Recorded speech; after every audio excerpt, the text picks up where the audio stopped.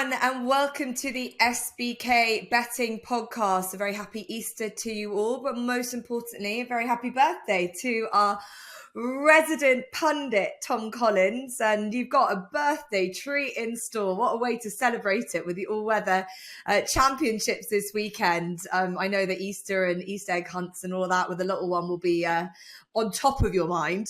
But only second to that will be this all-weather card that we've got on Friday at Newcastle and in Lingfield. It's just, as always, a cracking day's racing. We've obviously got the weekend's action as well, but we're going to be focusing on the all-weather championships. And we hope that it can provide some birthday treats for you, Tom. You must love this every year after year.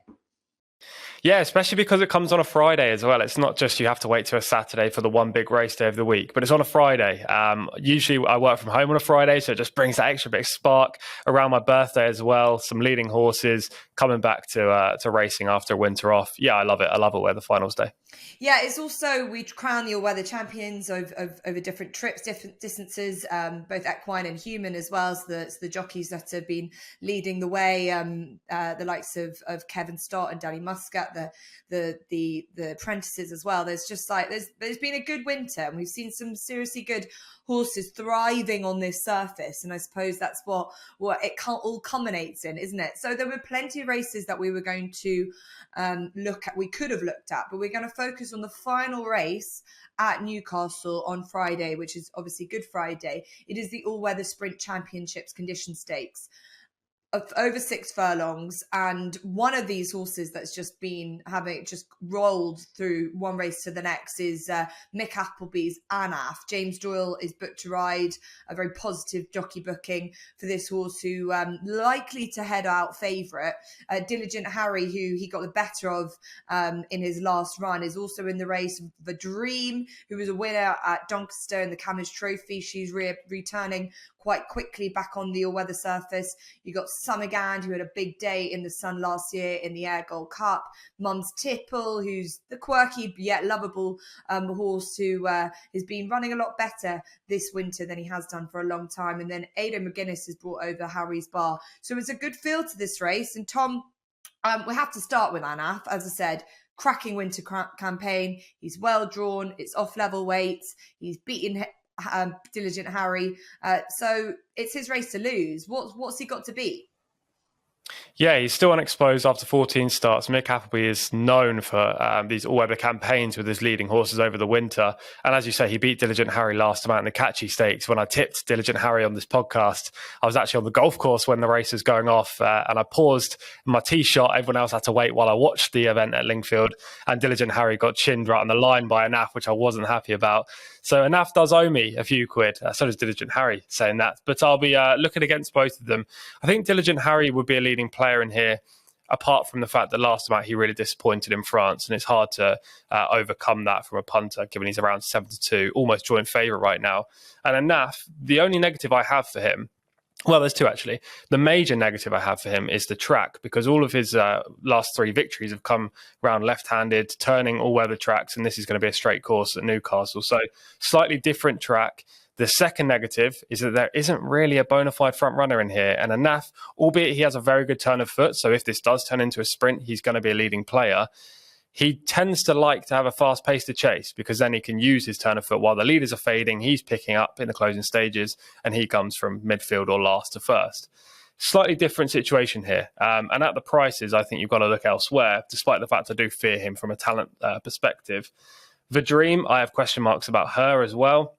Coming back after just 6 days, after running on really deep ground at Doncaster. Now, if she reproduces that effort, then obviously a leading player, but completely different conditions in this event. Summergand, I really like as a horse. Who doesn't? He's been a veteran over the years, always seems to run his race, got good form with most of these, ties in really nicely. I think the track will suit. And if he's in a good position early on, he could be a major threat, because he has a wicked turn of foot, despite the fact he's now a 9-year-old. He was the last off my shortlist, but I ended up siding with the lovable, as you said, Mum's Tipple. I don't think he's the best horse in the race, nor do I think he's got the best draw. Some people will be asking, why are you backing him? He's got early speed, despite the fact he's been running over longer trips. I think 6 furlongs is fine for him. got early speed, and he should be able to get into a nice position, maybe second or third early. And from there, he'll have first crack at the prize. And at the prices, positioning is in all-weather racing and flat racing in general is the most important factor. People say about pace, yes, that's very important, about characteristics, turn of foot, acceleration, stamina, all of this. But positioning is the main thing, and he should be in the best position with a furlong or two to run. He produced a near career best performance last time out at Lingfield, which was quite heartwarming, really, given we thought we saw the best of him back at York early in his career. He now gets a major jockey upgrade to Sean Levy. And I think he's got a fantastic chance because a straight track is definitely up his street. We've seen his form in the past on straight tracks at Ascot and York, albeit they're turf tracks, not all weather. They're the two best pieces of form in his resume. So I'll take Mum's Tipple. I am a little bit scared of Summerhand, a little bit scared of Anaf if the race develops nicely, but at the prices, Richard Hannon's runner for me, Jess. Yeah, I like him as well. He's my selection. I just, they've been inventive with him, haven't they? They've tried him over 7. They really campaigned him over that a couple of seasons ago. Also stretched him out to a mile. But I really think he is just a staying 6 furlong kind of horse, isn't he? Who just sees out a 6 furlong really well. So even though that they tried him over 7 last time and he won over 7 and he obviously completely bombed out over a mile the time before, this 6 at this kind of Newcastle galloping trap, I think that could really benefit him. Do you think that's fair enough? Yeah, I think that's very fair. Even if this does turn into a sprint, they're going to be sprinting from some way out. So those horses just have one run and then tend to flatten out, aren't going to be seen at their best at this track, no matter how this race develops. Mum's Tipple has that extra stamina. If it turns into a fight late on between Mum's Tipple and a bona fide 6 furlong sprinter, or even a 7 furlong sprinter that's dropping back to 6, I'll be back in Mum's Tipple to come out on top in that fight every day. Yeah, I think his price, which is around 9-1, is reflective of the fact that he's not being able to back up a victory. I don't think ever has he. He had that massive win at York, but then he sort of, I think right back in his 2-year-old days, he was a winner and then won again, but he hasn't been able to reproduce like excellent form after coming back into the winner's enclosure. So he is a bit of a He's a bit of a loose cannon, is Mum's Tipple, but as I say, a bit of a lovable rogue at the same time. And I'm with you, TC. The sand plodder lover, Ross Miller himself, I must say that that's exactly what he has described himself, not what anyone else is describing him. He is self-confessed now. I know that you have been going deep into this sand form studying. How far have you got into the likes of Qatar and the likes? Have you looked into the form outside of just the UK to work out Summergand and the likes, how their form might just be representative in here? Probably not as deep as TC is, Doug, but I will just say how TC has changed his mind. Cast yourself back to the 11th of August last summer when I napped Mum's Tipple. TC called me mad.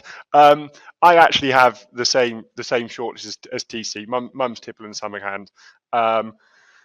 I just looking at this race and we have to acknowledge TC of the three of us is the all-weather expert here, yeah, not me. But when I looked at it, I struggled to see an abundance of pace, and that just put me off Mum's Tipple. I thought this track, if there was a fierce pace, I'd have been with Mum's Tipple because I think he will stay really, really well. And it was actually the change of gear that TC mentioned about Summerhand that drew me over to him. His 4th at Lingfield behind Anaf and Diligent Harry just got going too late. His race was lost in the early stages, but he finished to great effect, beating a length and a quarter. He's now £3 better off with them. I just thought at the price disparity, I couldn't make that out really, and I think he's a classy horse. On the turf, he's probably the best of these.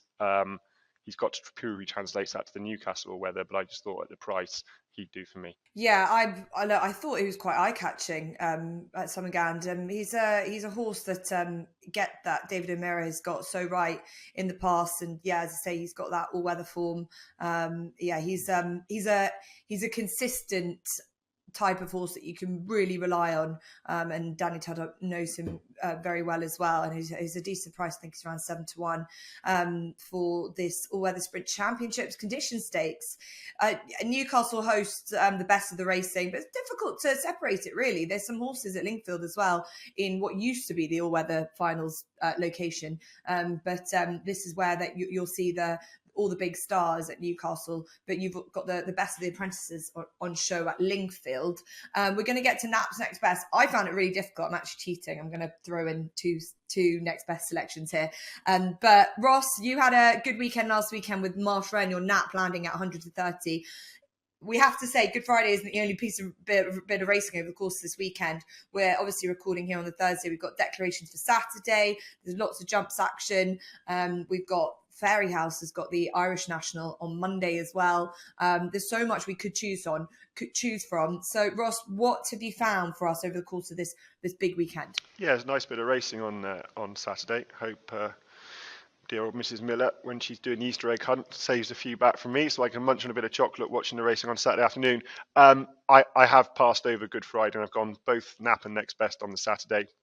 The Nap comes in at 5 o'clock from Haydock, the Ryan Potter train for Zate. Back over fences now and up to 2 mile 4, having been running over hurdles over 2 mile 2, 2 mile 3, and has been given some overly patient rides, doing a lot of good work late on when the races are sort of have gone. The mark is coming down, so the yo-yos between a mark in the high 90s and the low 100s, now down to a mark of 99. Kaylin Quinn, who rides really well and does very well with this horse, has won twice on him, gets back on board. I didn't think this looked like a strong contest. The last win for this horse did come over fences off 96, won comfortably that day, a mark of 99 and back over fences. I think looks a good setup for this horse in the 5 o'clock at Haydock. And then the Next Best, also at Haydock earlier on in the card, the 240, the staying handicapped race. Right down near the bottom of the weights, and it's a horse that's perhaps going to have to step up a little bit, but it's Ladrone. It's a really likeable horse, this, and very adaptable. Has run well all through the winter. The last win, though, came over this trip, was at Catterick, and was a really game winner on that occasion. And I don't think Catterick's suited. It's quite a sharp track, and he sort of got a bit outpaced, but he was really gutsy to get up close home. He's got 10 stone 11. William Shanahan takes £7 off. He's got to do it in a class 2 now, but he has won a class 3. He'll stay really, really well. I'd like a bit of rain for him, but I think the longer straight at Haydock will help him. So he'd be the Next Best in the 240. Okay, brilliant. Some jumps action for us to get our teeth into this weekend.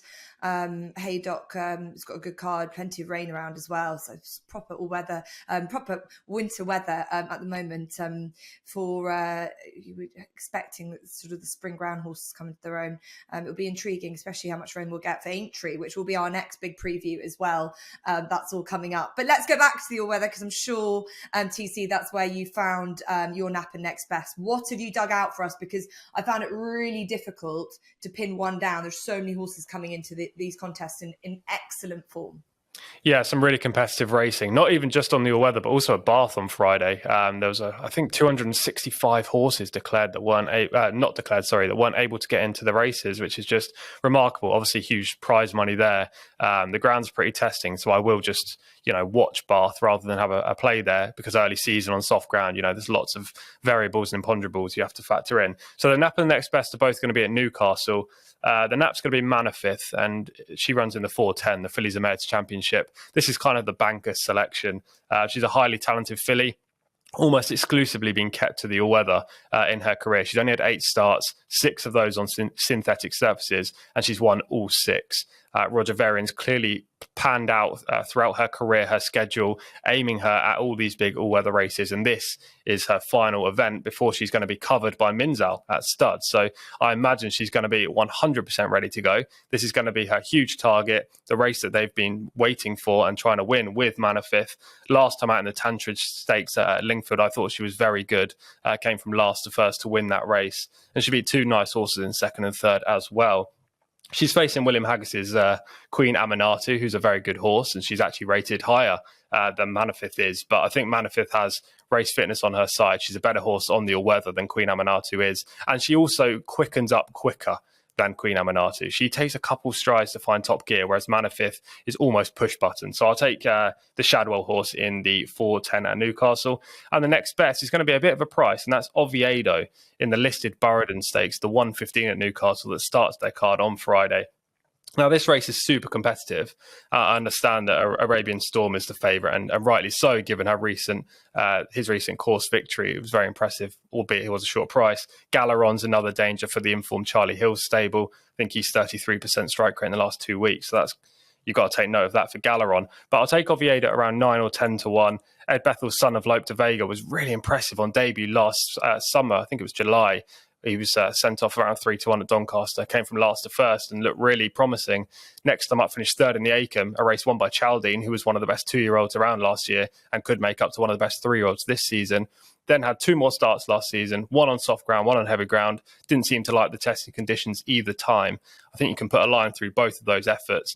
Now comes back after a winter layoff where he's going to improve mentally and physically, returns to the all-weather, which I think is a nice angle, and the step up to a mile should definitely see him in better light. So I'll take Oviedo at the prices. Super competitive race, but he's the value play.